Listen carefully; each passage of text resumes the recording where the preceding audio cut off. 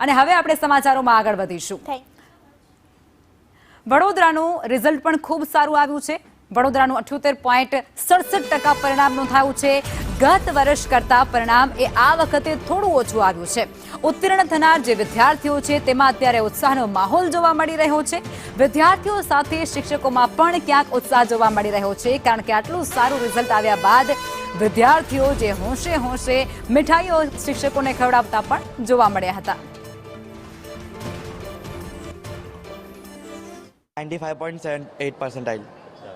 શું બનવું છે હવે? AI engineer. AI એન્જિનિયર કેમ બનવું? કારણ કે AI અત્યારે બૂમિંગમાં છે અને મને ઇન્ટરેસ્ટ પણ છે એમાં. અચ્છા, AI નો જમાનો આવવાનો છે. હા, એટલે જ. AI ની મદદથી કોઈ તૈયારી કરી હતી આ 10માના? ના, AI ના કોઈ મદદથી નહીં. એટલે જે માનવીની જે તૈયારી હોવી જોઈએ એ જ જરૂરી. હા.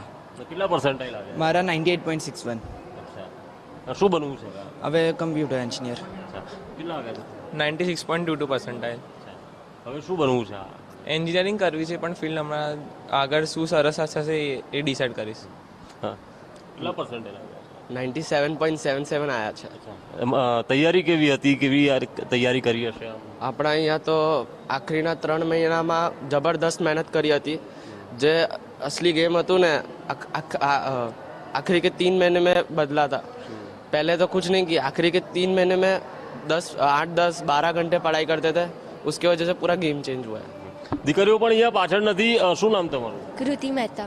કૃતિ, કેવી રીતે તૈયારી કરી? કેટલા પર્સન્ટાઇલ આવ્યા છે તમારા? મને 98.82 પર્સન્ટાઇલ આવ્યા છે અને બહુ જ સારી મહેનત કરી હતી. ધાર્યા કરતા વધુ આવ્યા છે કે ઓછા આવ્યા છે? એમ તો થોડા ઓછા આવ્યા છે. અચ્છા, ઓછા આવ્યા છે. થોડા. તમારે શું બનવું છે હવે? મને ડૉક્ટર બનવું છે. ડૉક્ટર કેમ બનવું છે? મને ગમે છે, મતલબ મને ફ્રીમાં બધાની સેવા કરવી છે મોટા થઈને. અચ્છા, એટલે સમાજ સેવા. હા. શું કહેશો તમારે કેટલા? મારા 98.38 પર્સન્ટાઇલ છે. તમારે શું બનવું છે?